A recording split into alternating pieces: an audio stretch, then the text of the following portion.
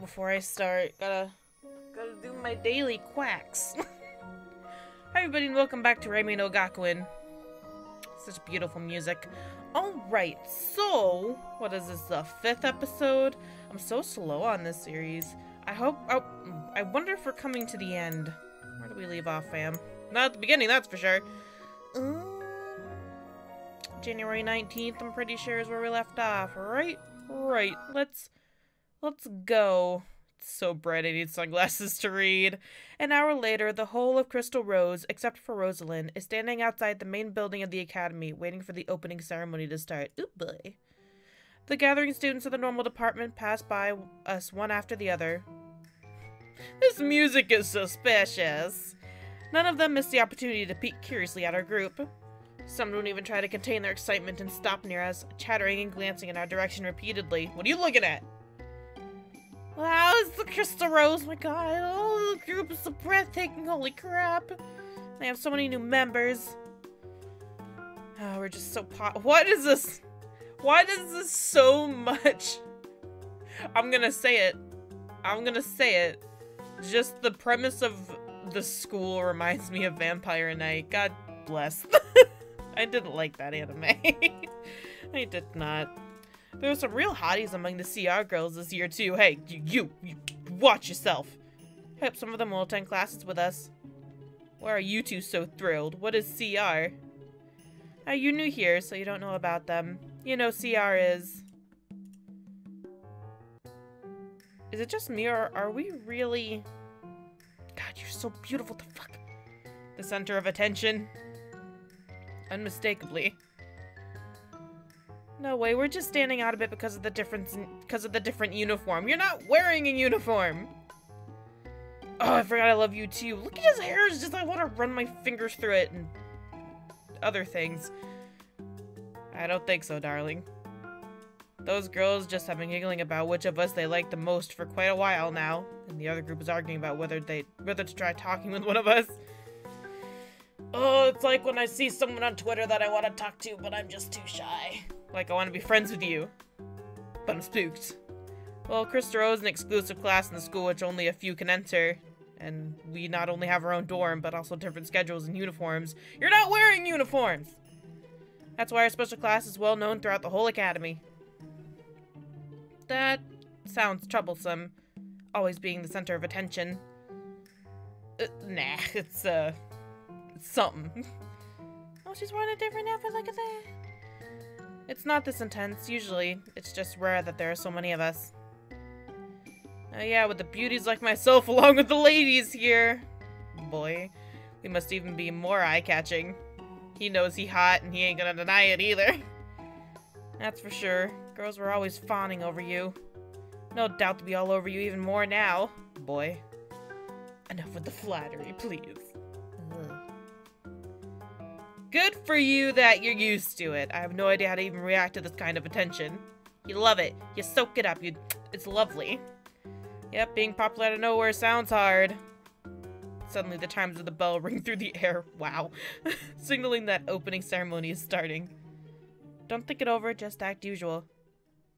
I cut them off curtly and start walking with Tsurugi behind me. She told them, I guess.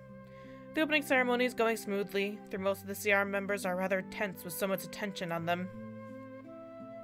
I've seen you before. I'm sure I have. I can't see anything, because you're too darn small. Come here, little one. Come here, little one. Loggy lifts the little girl on his shoulders with ease, a warm smile on his face. He seems rude at first, but he's actually kind-hearted and helpful. You gotta love a guy that's nice to kids. And dogs. And anything that breathes. You gotta love a guy that's nice in general. Even though he was nervous, now he doesn't seem to notice the girls are whispering about how lovely he is. Tsurugi sits down beside me and nods towards a group of girls who can't take their eyes off Laggy. I look at them, then turn back to watch the red-haired guy. He's a nice guy. Yeah. Are you blushing? or has his cheeks always been just a little red? I turned to Tsurugi to see a worried expression on his face. You have already talked with that guy named Sin, right? Oh, the quiet boy? That's right. Then maybe you will have more success in talking with him than me. He finishes in a whisper as he takes a worried glance at the corner of the gardens. Sin is there, leaning on one of the trees far away from everyone, and it seems like he has no intention of coming any closer. Holy shit, is that me? What are you doing over there, May? Come join the group. At the beginning, he stayed with us, but it probably became too much for him. I tried keeping him company, but he was really cold towards me. I stand up, patting Tsurugi's shoulder as I walk up to the lonely boy. I don't want Fred to leave you alone. He's rather pale. Are you dying? I mumble in a soft voice and step in front of him, peering into his face. I'm learning your secrets. What you got back there, boy? You good? Oh, yeah, I'm great. What? After his answer, I keep staring at him without uttering another word. I'll keep staring at you too. You tell the truth. His facial expression has not changed. I'm just not used to crowds. Or this kind of attention. Or extravagant places. I don't make any attempt to console him or start a conversation. I just step beside him and My ferret sneezed! Bless you, you tiny child! Or start a conversation, I just step beside him and lean my back onto the tree. We gonna chill here. There's no need to worry, so you don't have to stay. I ignore his statement and keep standing there silently. Sin is confused at first, but doesn't insist. As we stay there in silence, I can feel that he's starting to relax.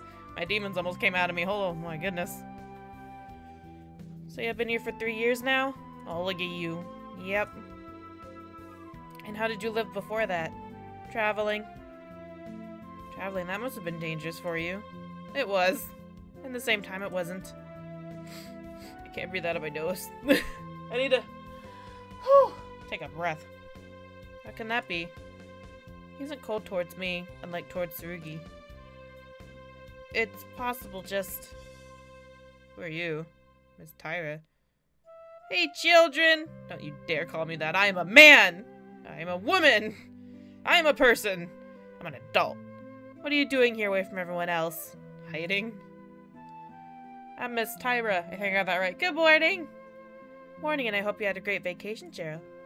And who is this beside you? A very small, scared boy. Sin... Night Ray. Yes. One of our new members. I see. Nice to meet you, Sin. I'm Tyra, one of the teachers here. I'll make sure you'll enjoy my classes. Well, you better. I'll pay for this for nothing. Whoa. The warm smile disappears from Sin's face in a second and is replaced with a cold glare. You okay? Sin only replies to Miss Tara's greeting after a long, awkward silence. After that, he grumbles something about returning to the dorm and leaves. I don't like grown-ups. Oh, that was weird. Did I perhaps disturb you or something? I honestly have no clue. No. Seeing as I don't know any more about her, Miss Tyra excuses herself. More about her. Where did that come from? Since I don't know any more than her. Got it. Miss Tyra excuses herself to get back to work. I stride back to Tsurugi and sit down beside him. Sin, he's kind with me but cold when others appear, even though he doesn't know neither me nor them. I sit there deep in thought. I love this music! Can we just listen to it for a second? I love what's going on with everything. The violin, the little bongo things. I love it. I sit there deep in thought till the end of the ceremony, when Tsurugi calls out to the CR members, beckoning them to follow us back to the dorm. I stand up. Sorry, I cannot breathe out of my nose. I stand up and turn, ready to leave with them, but then feel someone grabbing the collar of my shirt and pulling me backwards. Excuse me! Oh. Like, Ellie, you're leaving. We've been caught. I forgot about him. Hiro starts dragging me back with a strong hold on my clothes. Thanks. The normal department students look on us from afar, laughing or simply talking about how this year is starting with an unusual fight, too. What the fuck? That guy's taking Cheryl away. And I'm not even what? Ooh. I barely remember you, but damn! Hiro, and you're gonna take Cheryl. Yep. You got a problem. Could you please leave her? No! But She has skipped 2 days of helping out. That's a menacing 2 days. He's furious. This time he won't be able to get away. Tsurugi seems to have realized that too, and he is the last person who would go against Siru. Good luck, my dude. You too. Are you letting him take her away? Stay away! You spooked him. You shook him. After being dragged to the student council, I'm seated at a table packed with piles of paper. You'd think a student council would be a little more, I don't know, bigger? I save the work that I skipped before. I get started on looking through and sorting the documents, but even as hours pass, the piles don't become any less horrific. I didn't sign up for this. Did I sign up for this? I hope I didn't sign up for this. After 4 hours of monotonous work and not even having the bundles of papers, I'm lost. I reach my limit and drop my head on the desk. I've had enough paperwork for a lifetime. With a sigh, I tilt my head to see Hiro sitting beside me, a look of intense concentration on his face. Watching your every move. He has been working ever since we arrived, and he doesn't seem the least bit beat. My eyes follow his every move as he keeps on finishing one document after another. As he brings a paper close to his face, I catch sight of his freshly bandaged elbow. You good?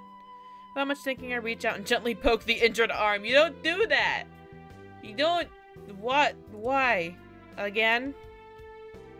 Hiro only peeks at me from the corner of his eyes, shrugging his shoulders. Just the usual. It'll heal in no time. You're constantly hurting that elbow. Was it an elbow or a shoulder? What body part was it again? I only take my eyes off him when I hear the door opening. I remember you. I stole your hot chocolate. Right? What is this? It reminds me of that one anime. Oh my god, I gotta stop doing that. A familiar figure steps in, drawing my attention to him. His gaze sweeps through the room, and when it lands on me, a smile spreads over his face. That's a nice pack of documents you have there. You like it? I'm thinking of naming it George. Osamu? Osamu. At the mention of that name, Hiro finally looks up from the papers. The new president of the Black Cat dorm. Black Cat, yet he's completely white. Yeah, that would be me. Heard you've been searching for me. I'm scared. Hiro's eyes cold. Help! Hiro eyes him coldly, then stands up and introduces himself with the greatest scowl that could appear on a person's face. So I was the only one upsetting him these days. I wasn't the only one. Also, it must have arrived quite a while ago, and they're only meeting now. Well, he didn't go in and steal his hot chocolate. Hiro walks around the office with Osamu at his side. Oh, God. Gathering up a load of documents and a long to-do list for the new dorm president. And though Hiro doesn't lessen his frigid behavior towards him, Osamu acts totally unfazed by it. I'm somehow unable to take my eyes off the pair, but that doesn't go unnoticed. Cheryl, work! Ugh, you're so mean. No way, this is far more interesting than doing my paperwork. Chuckle. Finally, we got all the registration documents here. Maybe we can finish this all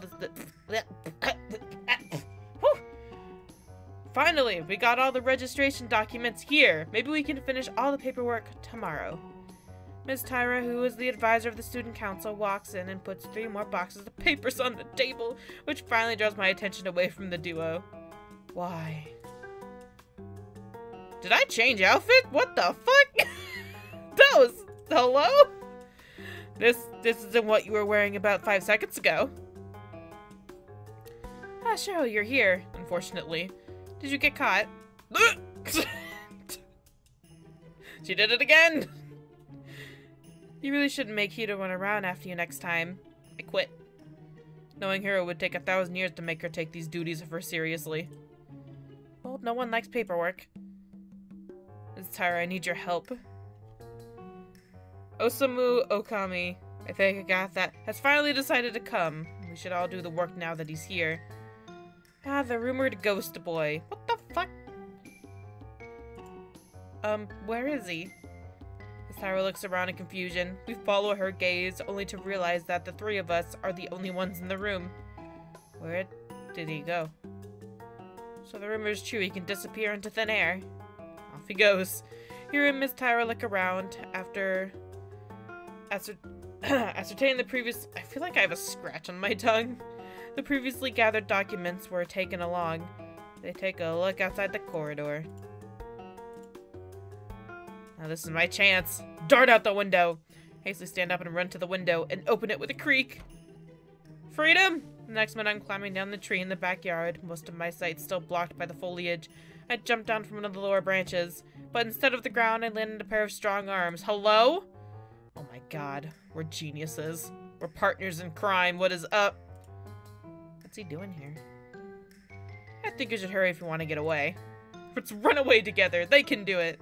He says that with a gentle smile, but he doesn't seem to be planning on putting me down. I push myself out of his arms forcefully and glare at him, but when the window above us creaks, I decide to listen to his warning. Fair enough. I don't like that guy.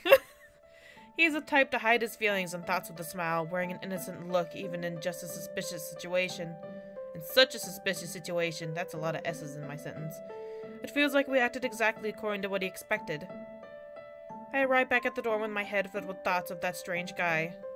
In the entrance, I stand still for a moment and shake my head a few times. I'll simply avoid him from now on. There are more important things to deal with. While entering the dorm, I take a peek at the clock on my phone. I should leave for my mission soon. My ear just popped. I'm having so many bodily functions right now, I might explode. After a light meal and some time getting ready in my room, I head out again. On the way to the entrance, I pass by some of our new members. You already leaving, Cheryl? Oh, I sure am. Hold on, I need a sip of my drink.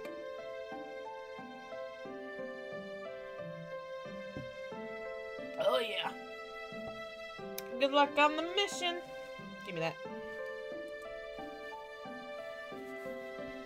Look at all you beautiful people. Look at you all. Loggy walks beside them, looking in my direction. As I exit the building, I didn't notice Loggy stopping in his tracks like he wanted to say something. Cheryl, wait! I'm put to a stop by one of Loggy's friends who run up to me while shouting.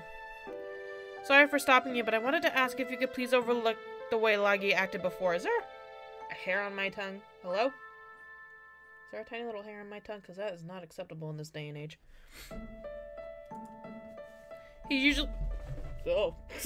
usually acts before thinking, and is rather hot-headed, but he is also kind, helpful, and warm-hearted. I realized that, and from the way he looked at me just now, I could tell he thought it properly through afterward. My remarks catch God bless, catch and you by surprise. Why are you guys following me? We didn't expect to hear that. Whoa! You're eavesdropping? No, just... Yosei is interrupted by Loggy, who steps closer to me, scratching his head. Sorry, you should be. I love this long piece of hair you have here. There is a hair on my tongue. I don't think I'll ever find it. I was wrong and misjudged you. I acknowledge his apology with a silent nod, then turn around ready to leave. I'm off. Take care. Take care! Look at the little mole under your beautiful little eye. What a beautiful boy. As Rosalind instructed me, I head out into town as the last rays of the setting sun fade. I spend hours in the quiet eastern area searching for tracks of the supposed fight. But I only managed to find a few scratches on the wall that seem rather freshly made. So there was a fight here. But with this little of a lead, I cannot tell exactly what happened or if there were any Shimperers involved. And even if they were involved, or are still alive, they are probably hiding somewhere. Aimlessly searching like this anymore would be pointless, especially in the current circumstance. I'll report to Rosalind and we will keep a close watch over the nights ahead, so we'll act as soon as something happens in town. That is a colored gate. 1 second. Yes. On the way back, nearing the school grounds, I realized there was someone standing in the front of the closed entrance gate. Approach person! I approach the person standing before the gates, but even when I'm standing only a few meters away, he doesn't realize I'm here. Hello? The jet black-haired boy keeps looking in the direction of the academy fields in complete silence. He has an upset look on his face. Yo, is this a CG though? I don't think I've seen one yet. Wait, have I? Wait, no I haven't. Wait, have I? Have I? I don't know. I don't know. From time to time, he scratches or tilts his head like he has no idea what the fuck is going on. Would you like to go inside? I utter the words while taking a step towards him. Even though he clearly didn't sense my presence, he doesn't even gasp or show any signs of surprise. Look at you, got 2 different color eyes and all that fun stuff. He slowly turns my way, revealing mismatched eyes, which almost seem to sparkle in the moonlight. A pair of mesmerizing, deep green and dark purple orbs focusing on me. Yeah, I guess. Are you a new student in the normal department? Normal department? That didn't... Yeah, that didn't make it sound weird or nothing. Probably. He seems confused and a bit dazed. I should take him to the student council. Maybe Hiru is still there. I don't think you want to go in there. I step to the gates and unlock them. Come with me. I need another tissue. There we go. Just as we're about to enter the main building, someone calls my name from behind. Cheryl, what are you doing here? As he approaches us, Hiru glances at the boy standing beside me. He's so small, I don't want to protect his eyes. I want to protect his what? Who is this? Waiting for the boy to answer Hiru's question, I glance at him, but he only looks back at Hiru.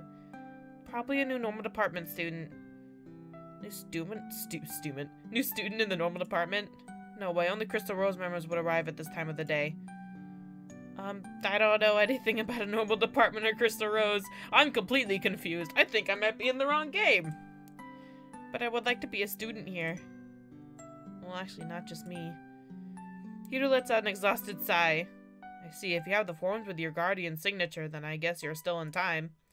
The black-haired boy rifles through his pockets and draws out a pair of crumpled documents. Pretty much how I carry around papers. Important papers. And money. Hiru's eyes twitch slightly at the sight of the crumpled white sheets before taking them. He turns to enter the building and calls back to the boy. Alright then, let's get the rest of your registration done now. I'll show you to one of the dorms after that. However, even after Hiru leaves, the boy beside me doesn't move to follow him. You okay? I glance at him from the corner of my eyes. He's wearing the same dazed and confused expression as before. Maybe I need some coffee. Can the rest of the registration be done tomorrow too? As far as I know. Okay, then please tell him I will come tomorrow. I turned to give him a surprised look, but he was already gone, running lowly toward the school gates. I catch up to Hiru, who is already coming back in my direction with a scowl on his face. Your life just sucks, doesn't it, man? He left and said he would come back tomorrow. Motherfucker. I see. And with that, he passes by me without even saying goodbye, probably leaving for his dorm. See you later. Bye. I better avoid meeting him for a few days. He'll be in an awful mood. After both guys leave, I return to the Crystal Rose dorm to search for Rosalind, but I find some people in the diner, surprised to still see them awake. You're back. You're attached to me, aren't you? Sin stands from his chair he was sitting in with an obvious relief showing on his face. Julie's nodding off in the chair next to him, trying to stay awake despite the late hour. When Sin pats her shoulder gently, she realizes that I'm there, and a light smile flickers on across her face. Yep. Are you alright? I don't know, my pride's a little beat, but I think I'll be alright. They stayed up for this long because they were worried? Yeah. With heavy steps, Julie's brother trudges in and gives us a sideways glance before taking his sister's hand. Julie, I've been searching for you. It's late already. Julie silently nods and waves us goodbye with a sweet smile as she follows her brother back to their dorm. Bye-bye. After they leave, I remember my original intention and turn to continue my search for Rosalind. You still have things to do tonight? I nod and call back to him as I'm leaving the room. But you should go to sleep already. After a fast report to Rosalind, I get a sign from Tsurugi saying that he needs help, so I head out a second time. Ah, busy, we're a busy bee. Although there are no late arriving Shin users, the number of demons entering the academy fields has grown significantly even with the strengthened barriers. With Tsurugi we can handle it smoothly, but we spend almost all night outside fighting and return only when the sun starts to rise above the horizon. The next day I wake at the sound of an alarm, which means it's already past noon, and I've skipped almost all of my classes. With a yawn I climb out of my warm blankets, put on a uniform and head out. My eyelids close as I trudge along toward the main building with an occasional yawn. But turning at one of the crossroads, I bump into someone's broad back. Half asleep, it takes me a minute to take a step back. That minute is enough for me to catch the sweet fragrance of chocolate on the fabric of the person's clothes. Yo. Good morning. Did you perhaps not sleep much last night? No, I was protecting your asses. I only nodded as an answer. I'd prefer to keep this conversation short. That's not good. Sleep is not something one should skip out on. Where's my internet going? I've lost internet! Guys, can you hear me? That's my internet's gone for some goddamn reason. There's no internet access! Oh no. I shrug and turn to leave, determined to end our conversation. You shouldn't strain yourself so much, not even for others' sake.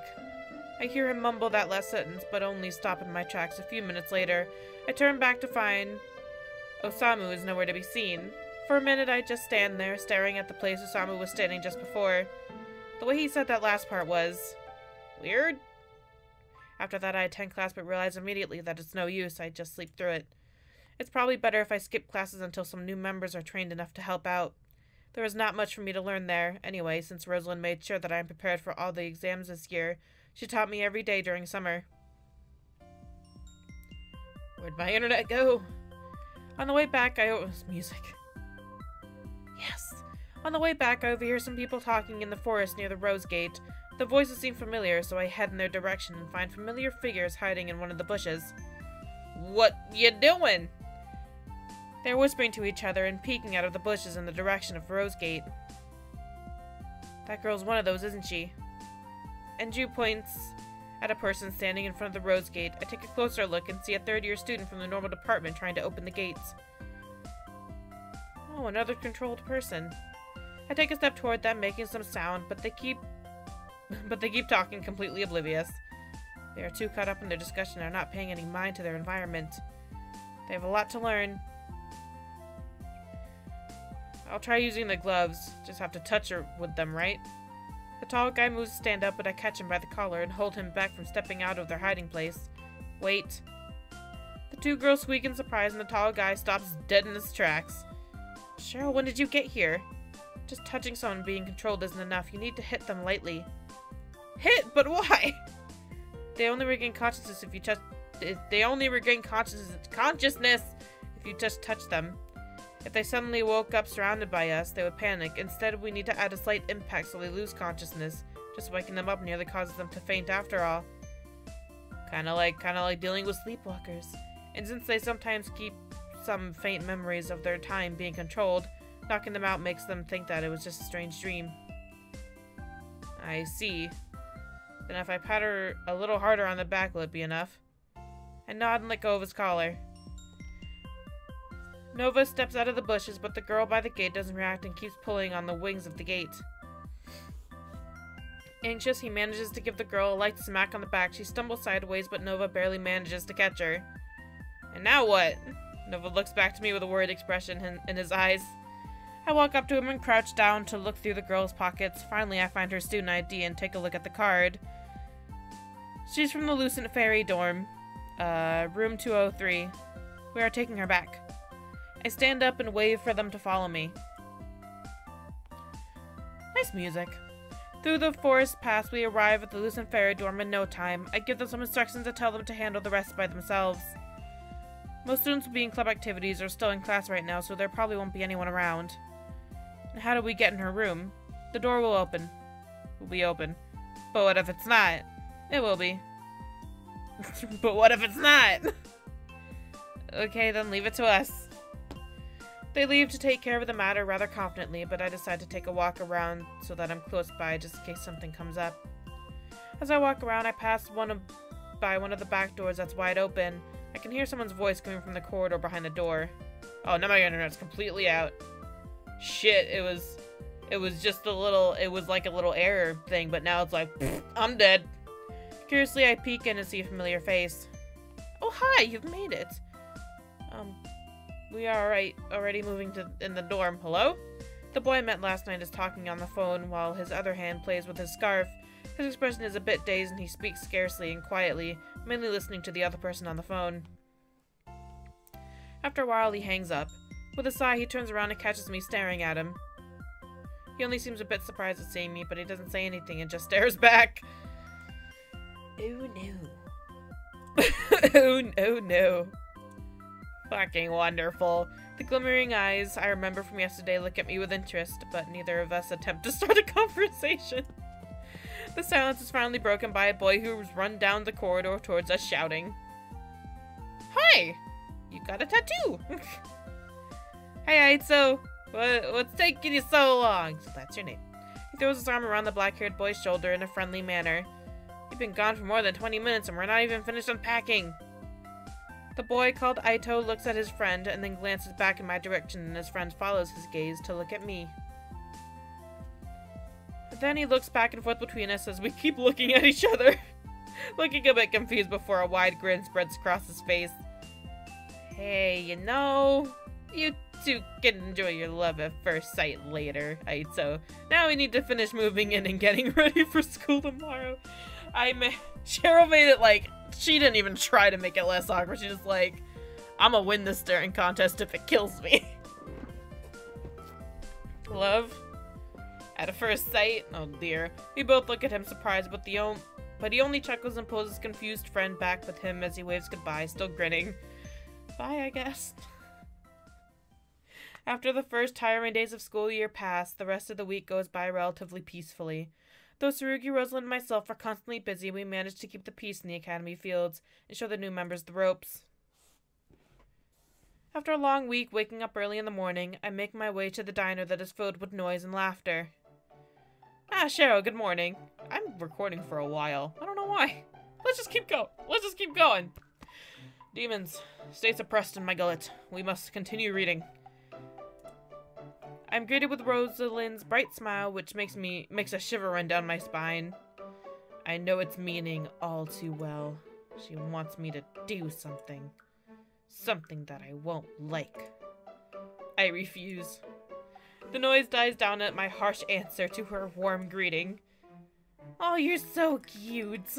I refuse. What's going on? Cheryl seems somehow grumpy? Beats me.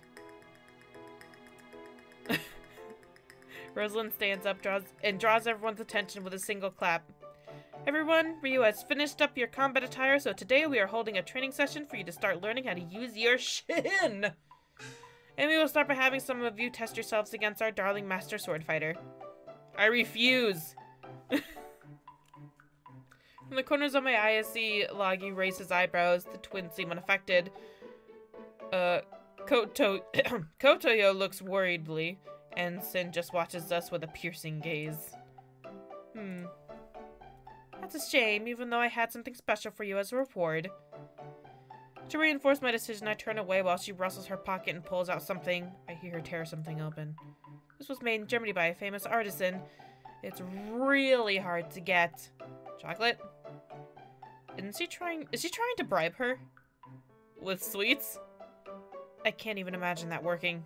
My body moves instinctively, and in a split second, the bar of chocolate is already safe in my hands. Biting off a few squares, I savor the sweet and aromatic taste of the handmade chocolate as it melts in my mouth. Then I'm counting on you today, Cheryl. Oh, we've been duped. We've been tricked. She got us. That day, a few hours after breakfast, everyone gathers excitedly in the backyard of the dorm for training. I stand in the middle of the field with Lagi, Victoria, Nova, and Sin by my side while the others sit under the trees and wait for their turn. Alright, before we start, I would like to make an announcement. The past week, I have witnessed that some of you can use your shin at a rather high level. So today, you will show us how you cope with an actual fight. Those who do well today can probably start assisting us in our work. So let's fucking go. Okay, then then who out of the four dares to go first against our dear little chocolate girl? There aren't any rules, just fight her with all you got. And don't kill each other. I mean, come on. Rosalind explains with a loud voice so everyone can hear, then turns to the group standing beside me. They seem a bit uncertain and no one comes forward immediately. Come at me! I'm hyped on chocolate, let's go! I take a sideways glance at my potential opponents and stride across the field, turn around, and draw my double swords. Let's go! What is this? All of you are scared to fight such a small girl? Rosalind's sarcastic laughter rings through the grounds. Loggy and Nova are about to open their mouths but get cut off. I'll do it. Swords against guns, that sounds interesting. Who the fuck brought a sword to a gunfight? At Rosalind's command, the boys stand behind her. Victoria hurriedly takes her place at the other end of the field and readies herself by taking out one of her guns. Is she planning to use only one gun? I look at her straight in the eyes. I realize she's a bit uncomfortable. She is not used to fighting against another person. I can see it in her eyes, the fear of hurting me. I stall, thinking whether to warn her, but come to the decision that she will better understand it by experience. In a fight, you can't hesitate. Victoria stands still, waiting for my attack. I take a step forward and see her shoulders tense. Another step, and she breaks, and another step. I see confusion arise in her eyes. I grip the sword in my right hand firmly and start running toward her like I'm running in for a close-range attack. It's exactly what she expects, so I take one of my swords and throw it at her. Taken aback, she barely manages to evade it, but I've already broken into a run by the time she realizes what I'm doing. She's only able to get off one shot, which goes wildly off target. I'm already beside her before she can fire again, pointing my sword right at her. What's up? I hear Rosalind clapping her hands together as a sign that our fight is over. Alright, girls, that wasn't bad. It was horrible. But I will say this again so everyone gets it. Fight Cheryl with all you've got. Now please take a seat, Victoria, while the gentlemen give it a try too. Victoria nods and does as she's told, all along deep in thought. Now how about you go next, Sin? Don't make me fight that bad. Rosalind turns around to face Sin with a sweet smile, but is only given a cold glare in return. No. What, is there a problem? Sin doesn't even bother to offer an explanation, walking away and resting against a tree. The chilling glower doesn't fade from his features for even a second. But Rosalind isn't fazed by his behavior and turns over to the two remaining by her side with a smile. I steal a glance at Sin's sitting figure. Just now. He acted the same way he did back when he met Ms. Tyra. Even though I feel a lingering anxiousness about him, I forcibly tear my thoughts away from Sin and focus back on the task at hand. I look back as I hear nearing footsteps. Let's go, Nova! Let's fight! Okay, then it's my turn. I look over to the tall guy approaching me. He is wearing steel gloves and boots and is carrying a metal weapon that is even taller than him. His attire is unusual. The heavy armor will probably slow him down. I am certain its function is not protection, but to enhance his shin in some way. Counter to Victoria, he takes the initiative and lunges, forcing me to defend. For a while, I let him attack me and focus on defense, expecting him to use his shin, but he didn't. He's attacking me constantly, but not senselessly. He's keeping his shin hidden from now. He's an experienced fighter. Tabuti has already seen me in a fight and he's trying to take advantage of that. Okay, then I'll go along with it. I steady my feet and slash at him with my sword. He easily blocks it with his staff, and just like that, we keep pushing against each other. But Nova's physical strength is, without a doubt, more than mine, and while I can keep this up using only one arm, I need to use both swords. Finally, he raises his other arm and strikes on his metal weapon. Hello? The world is shaking? It suddenly causes a tremendous vibration to shoot through my arms and through my entire body. That hurt. I have to get away from him. I sidestep out of his way and use my swords to direct his vibrating weapon toward the ground. But as soon as I am out of the way, my vibrations from earlier cause my knees to give flopping me down on my back. Nova strikes again immediately. Action scenes, I can't handle them. The vibration of his weapon stopped. I stop the attack with one leg, but I can feel right away that I won't be able to hold out long. Whew. Remembering that I was still holding on one of my swords, I take a deep breath and with a swish it, aiming for his legs. Of course, I make sure only to use enough force to knock him over. First sigil, luminous stroke. Ah! My attack causes him to lose his footing. And the second that he is off balance, I kick up with one leg and roll on top of him, reversing our positions.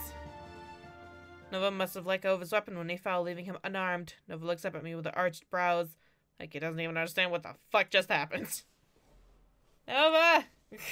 I hear people speaking all around the field. But when Rosalind claps, I take a step back to let him stand. Well, that hurt. And here I thought I got you. That was nice. You made Cheryl use sigil. Alright, that's my turn.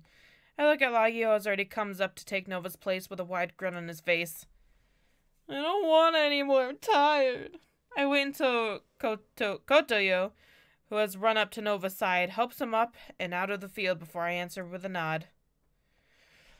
I need a drink. I need a sip before I fight this pretty boy. Huh. Gotta take a sip.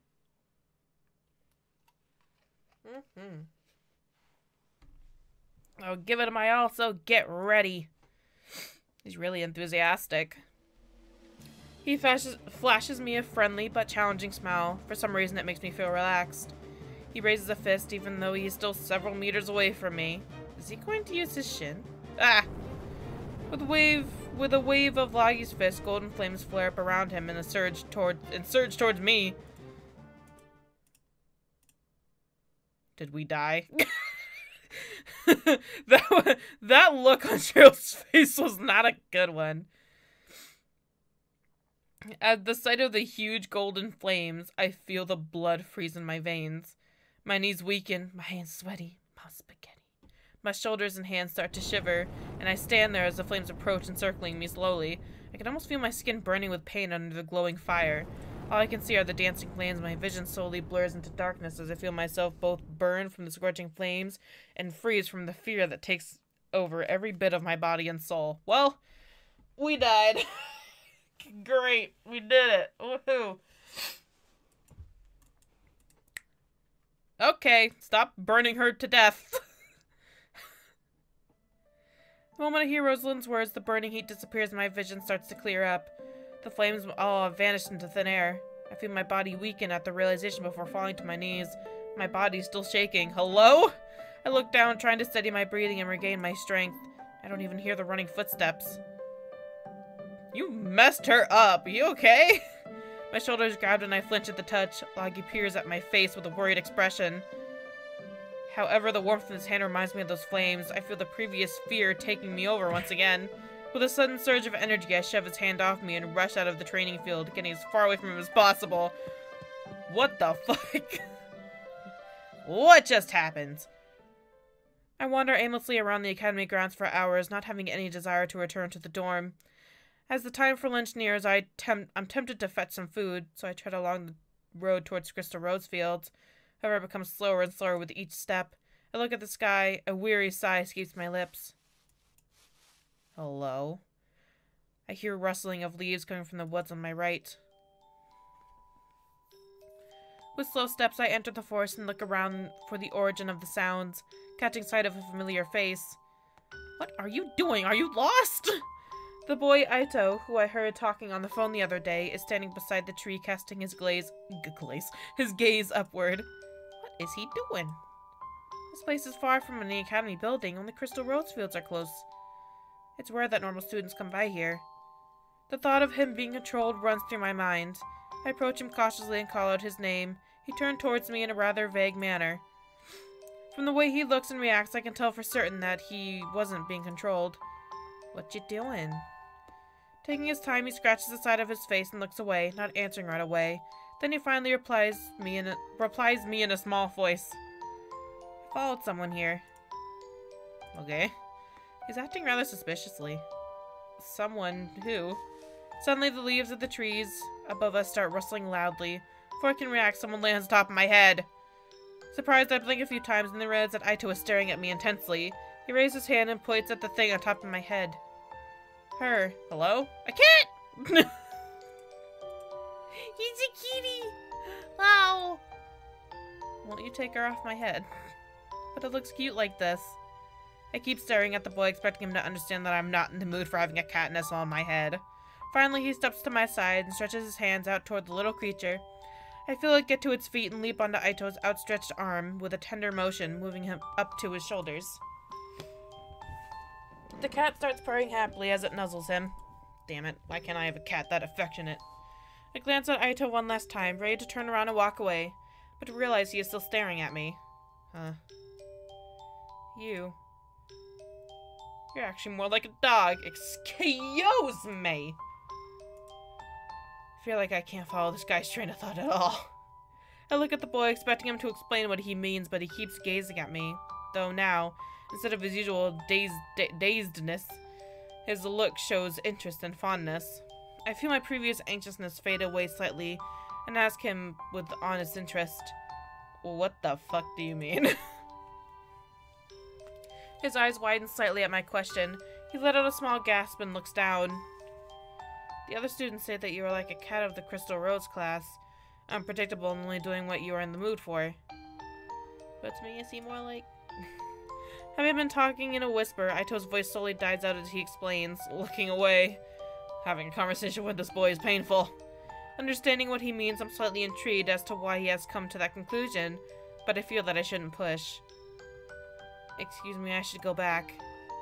I follow his figure with my eyes until it disappears. Somehow I want to talk to him more. Feeling myself eased after talking to Aito, I come to the decision that it would do me good to keep walking for a while. With that thought in mind, I go around the roads of the academy, eventually ending up at the main building where I see another familiar figure. I don't need to deal with you right now, I swear to God. Hearing his name called, Hiru looks up from the reference book he's reading while having lunch. I can see one of his eyebrows twitch upon seeing me, which means he is still irritated. Despite realizing that, I walk up to him and take a seat on the bench beside him. I feel his eyes following me, but as I look at him again, the coldness has faded from them. He doesn't say or ask anything, but instead hands me a sandwich before getting back to his book. I nibble on the sandwich, leaning my back against the side while he reads. This is what I like about Hiru. We may annoy each other to no end, but he understands me the most. He knows how I feel without even any words. After I finish eating, I silently stay by his side and slowly doze off under the warm sunlight. Aww. He's a fan of me. I wake in my bed the next morning. Holy shit, I slept for a long time. I didn't even realize how tired I was. With a yawn, I get out of bed, thinking of having a square meal. I feel my stomach rumbling with hunger. I jog into the empty diner. On the table, there is a huge plate of toast with jam and fruits. Ryu is amazing. We're always welcomed with warm, delicious meals when we need it, even if it's the dead of the night or 5 o'clock at dawn. I hungrily eat up, enjoying the silence of the morning. Oh, you're early, Cheryl. Early? Morning. I greet her nonchalantly, even though I see a bit of worry in her eyes. She seems eased by this and takes a seat opposite of me. You only eat sweet things, more or less. That doesn't sound like a healthy diet. Hey, let me do me. Ryu pays close attention to what we eat to make our diet balanced. Oh, it seems we aren't the only early birds. I half expect Nova to walk in, but my expectations are cruelly betrayed. You scare me? Good morning. Oh, you fucked me up, man. What the frig? What the heck was that? Cheryl, I haven't seen you since yesterday. We were all worried. Loggy walks up to me with hastened steps. Memories from yesterday come flooding back, and my shoulders tense from having him close by. Say, are you alright? The instant he gets close enough to touch me, I abruptly stand up, knocking over the chair and slapping his hand away. Woof! Loggy freezes up at my reaction. Damn! What did you do to her? Everyone is already up. What's going on here? PTSD, I'm having war flashbacks, apparently. I would like to know that, too. Loggy takes a step toward me, and I instinctively lash out at him, feeling a shiver run down my spine. Stay away. What the hell? I thought we were finally starting to get along. Now you don't even want to be in the same room as me. I know.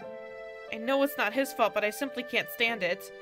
Even the memory of those burning flames makes me quiver with fear. Did something happen?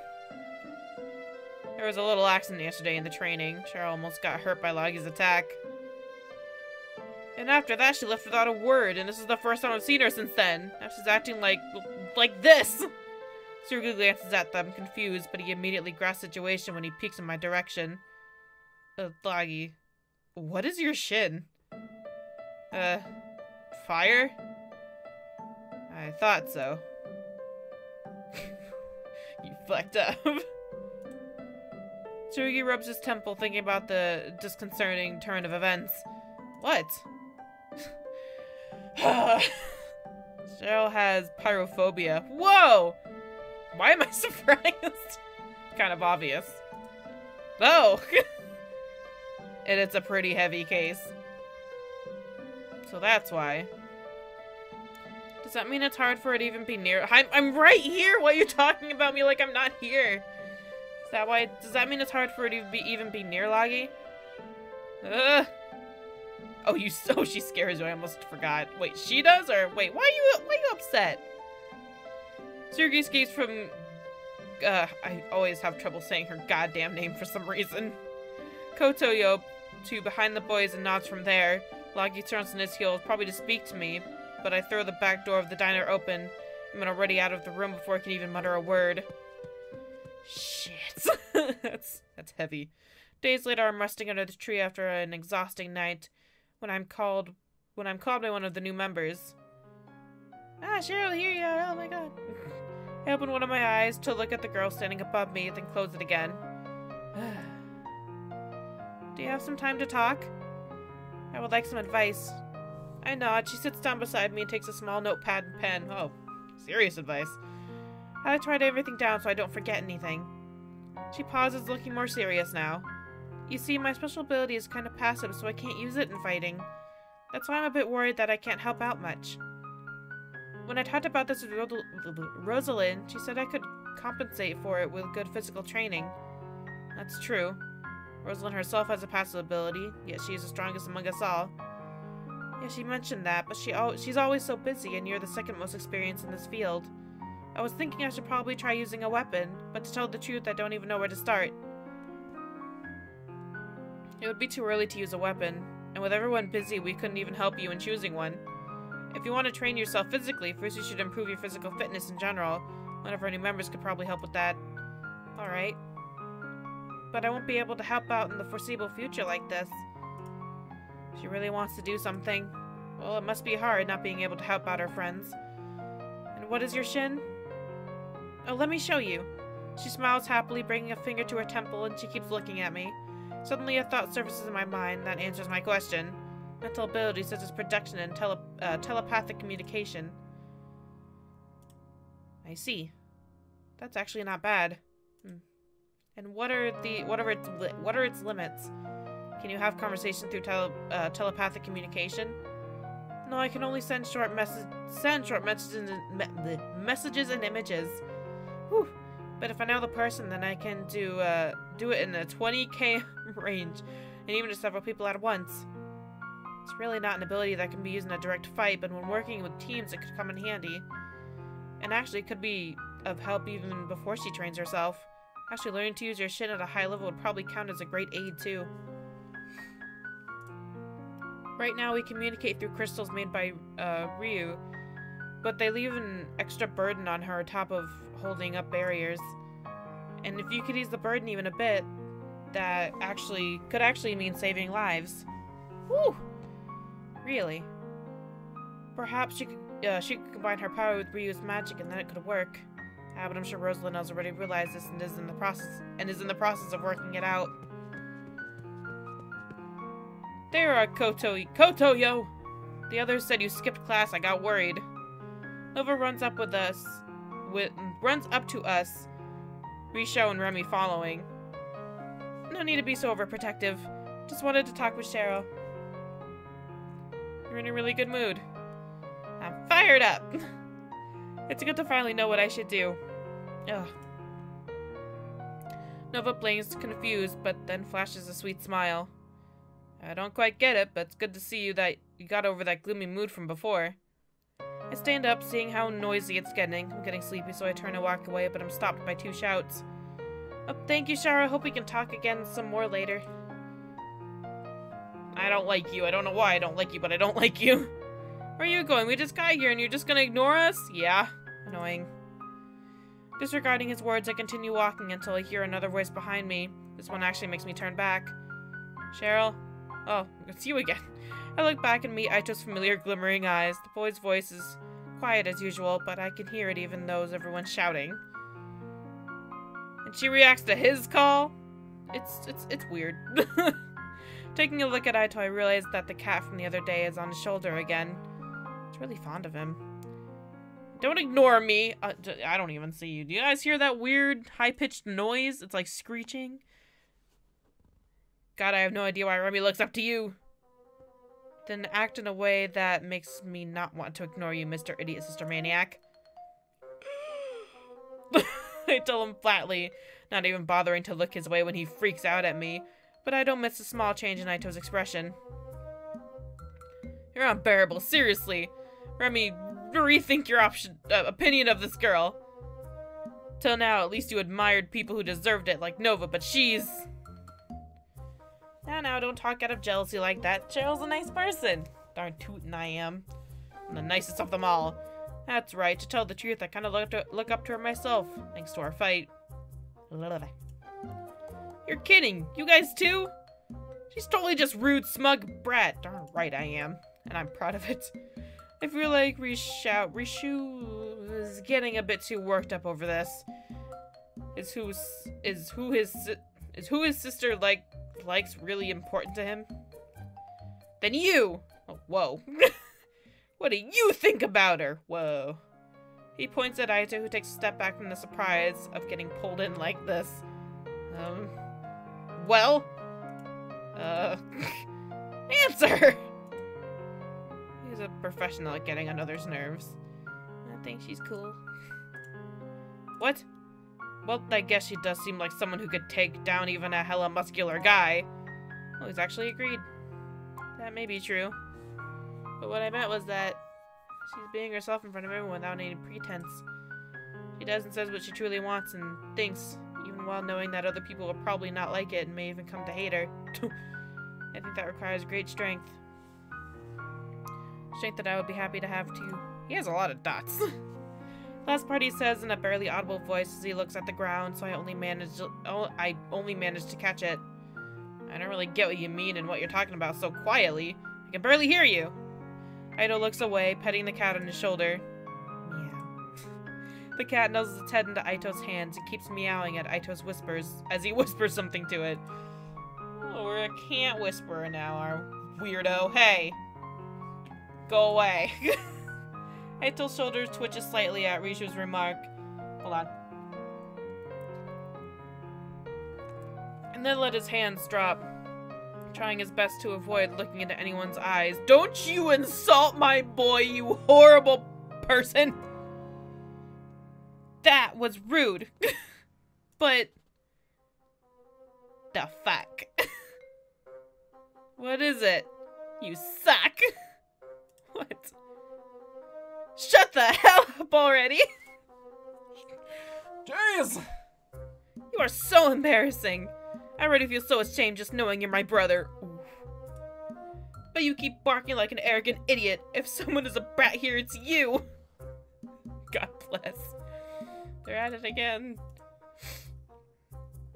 But, and you wonder why I never want to admit that we were related. Whoa. Why can't you act a bit like our big brother, Nova? Damn. He's their big brother? You look nothing like them. I glance at the call.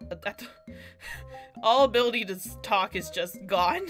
I glance at the tall guys, but he shakes his head and whispers to me while Reimei keeps telling her brother off loudly. She calls anyone she really admires big brother or big sister. Interesting. For God's sakes, I hate you so much! You don't gotta go all caps on us, girl. Calm down. Why did I have the most uncool person in the world for a big brother? Damn it. I don't know what this is. stops away, steaming with anger while Rishu goes pale and falls on his knees. Get wrecked. She hates me. I almost expect him to burst into tears, but he just keeps mumbling those words. Great. Now he'd be like this for at least a day. These siblings are a bit troublesome. The other two nod in sync. It's obviously not their first time seeing a quarrel between the brother and sister. More like they appear to be used to it. I have a headache. I've been recording for an hour. Oh my god, it's been an actual hour. With a sigh, I turn to look at Aito, only to notice that he has left during the commotion. Oh no! You insulted him and then he got upset! Maybe that was too much for him. You little bastard. Okay. I've been recording for an hour, which was an accident. I think it's mostly because I've been neglecting this series so much, and I'm just trying to make up for lost time. So I hope you enjoyed this hour episode. My jaw, though, my voice, though, it's gone. I've been reading so much. I need another tissue. Oh my goodness. I'll see you all in the next episode. Let's save and sniffle. Let's save right here. There we go. We did it. I'll see you all in the next episode. No music. You got to hear that lovely hiccup burp.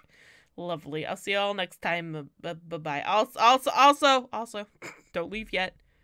Link for this game, for the demo, in the description. Also for the Kickstarter. Go do it. Go be great. Be the best person you can possibly be. Bye-bye.